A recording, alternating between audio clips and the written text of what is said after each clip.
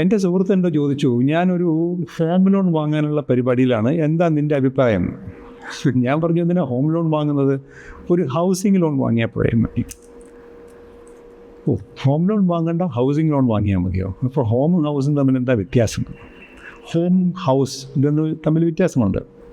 നമുക്ക് കയറി ചെല്ലാൻ കഴിയുന്ന അടുക്കളയും കിടപ്പുമുറിയും പൂമുഖവും മട്ടുപ്പാവും ബംഗ്ലാവും മേൽക്കൂരയും ഒക്കെ ഉള്ള ഒരു ഫിസിക്കൽ സ്ട്രക്ചറിനെയാണ് നമ്മൾ ഹൗസ് എന്നതുകൊണ്ട് വിവക്ഷിക്കുക.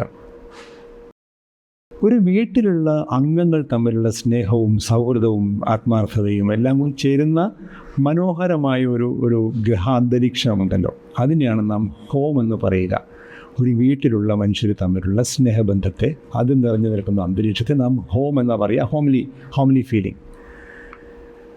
ഒരു വീടുള്ള ഒരാൾക്ക്, സ്വന്തമായൊരു വീടുള്ള ഒരാൾക്ക് സ്വന്തമായൊരു ഹോം ഉണ്ടാവണം എന്നില്ല. തിരിച്ച് ഹോം ഉണ്ടാവാനായിട്ട് സ്വന്തമായൊരു വീടുണ്ടാവണമെന്നുമില്ല.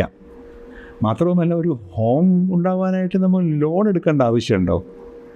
ഈ വാക്കുകൾ ഉപയോഗിക്കുന്നത് തെറ്റിപ്പോയാൽ ഇങ്ങനെയുള്ള അർത്ഥവ്യത്യാസങ്ങൾ വരും. ഇംഗ്ലീഷ് ഭാഷ ഇങ്ങനെയാണ്, പലപ്പോഴും ഒരു അർത്ഥമെന്ന് തോന്നുന്ന ഒന്നിലധികം വാക്കുകൾ നാം കണ്ടുമുട്ടാറുണ്ട്.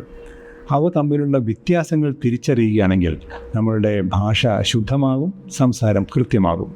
ഇതുപോലുള്ള മറ്റ് ഒരുപോലെ എന്ന് തോന്നുന്ന വാക്കുകളുമായി, ഒരുപോലെ അർത്ഥമുള്ള വാക്കുകളുമായി ഞാൻ വീണ്ടും തിരിച്ചു വരാം. അടുത്ത പ്രാവശ്യം കാണുന്നവരേക്കും ബൈ.